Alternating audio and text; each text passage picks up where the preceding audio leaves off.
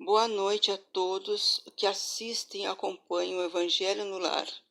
Vamos elevar a Deus os nossos pensamentos e a Jesus e à espiritualidade da Casa Espírita Eular Nogueira e pedir a proteção, o amparo neste momento de leitura do Evangelho para termos o equilíbrio e entrarmos em sintonia com o plano espiritual. A lição de hoje é do capítulo 7º, o que é preciso entender por ser pobre de espírito. Bem-aventurados os pobres de espírito, pois é deles o reino dos céus. A incredulidade se diverte com esta máxima. Bem-aventurados os pobres de espíritos, como muitas outras coisas sem compreendê-la. Por pobre de espírito, Jesus não entende os homens desprovidos de inteligência, mas os humildes. Ele diz que o reino dos céus é deles, e não dos orgulhosos. Os homens de ciência e de espírito, conforme o mundo, geralmente têm tão alta consideração a si mesmo e a sua superioridade que veem as coisas divinas como indignas de atenção. Seus olhares, concentrados em sua pessoa, não podem elevar-se a Deus. Essa tendência de se crer acima de tudo leva-os com muita frequência a negar aquilo que, estando acima deles, poderia rebaixá-los, negando mesmo a divindade. Ou se consentem em admiti-la, contestam-lhe um de seus mais belos atributos, sua ação providencial sobre as coisas deste mundo, persuadidos de que só eles bastam para bem governá-lo. Tomando sua inteligência como medida da inteligência universal e julgando-se aptos a compreender tudo, não podem acreditar na possibilidade do que não compreendem. Quando se pronunciam para eles, seu julgamento é inapelável. Se recusam a admitir o mundo invisível e um poder extra-humano, não é, todavia, porque esse esteja acima de seu alcance, mas porque seu orgulho se revolta com a ideia de algo acima do que não podem colocar-se e que os faria descer de seu pedestal. Por isso, eles só têm sorriso de desdém para tudo que não é do mundo visível e tangível. Atribuem-se muito espírito e ciência para acreditar em coisas, segundo eles, boa para as pessoas simples, tomando por pobres de espírito os que as levam a sério.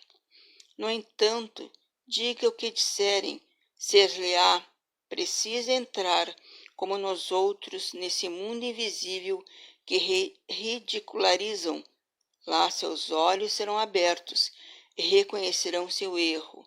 Mas Deus, que é justo, não pode receber da mesma forma aquele que não reconheceu seu poder e aquele que humildemente se submeteu às suas leis, nem os igualar.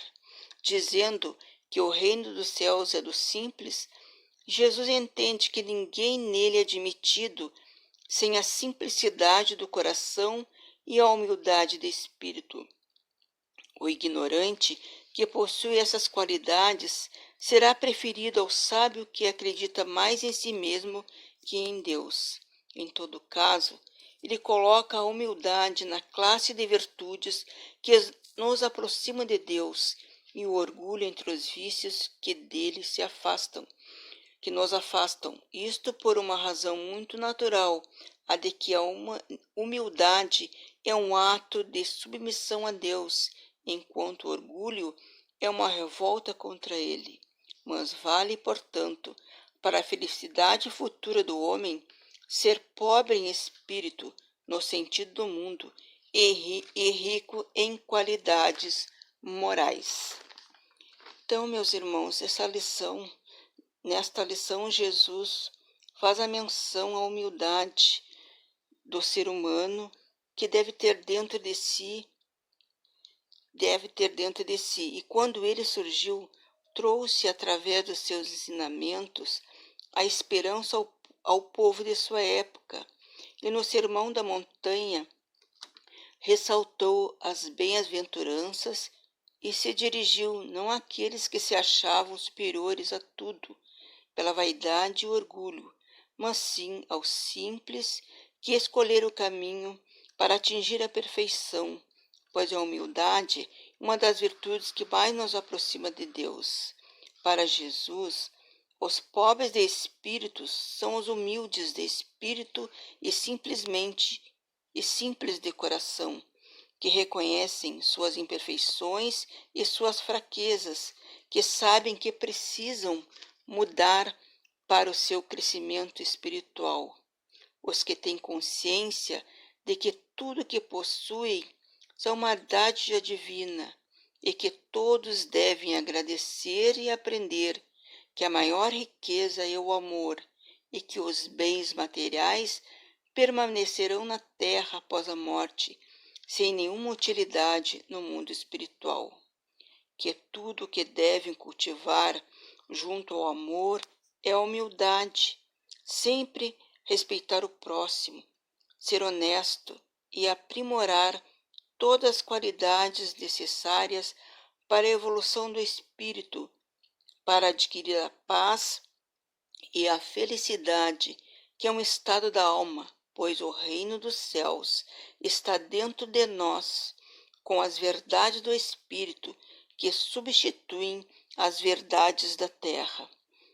Agradecendo nesse momento essa lição que tanto nos chama a atenção para a nossa mudança interior, para o nosso íntimo, agradecemos a Jesus a visita e o amor e a sustentação que nos foi dada também pelos amigos espirituais durante este Evangelho e porque possamos sempre estarmos reunidos para reconhecermos e recebermos as orientações necessárias através desse livro iluminado. Que as águas sejam magnetizadas com fluidos salutares para o corpo e espírito. Que Jesus nos ilumine hoje e sempre, e que assim seja.